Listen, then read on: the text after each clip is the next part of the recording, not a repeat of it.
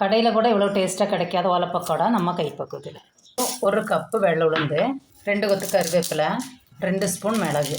கருகாமல் இந்த அளவுக்கு நல்லா வறுவட்டுருக்கணும். நீ அடுப்பை ஆஃப் பண்ணிக்கலாம்.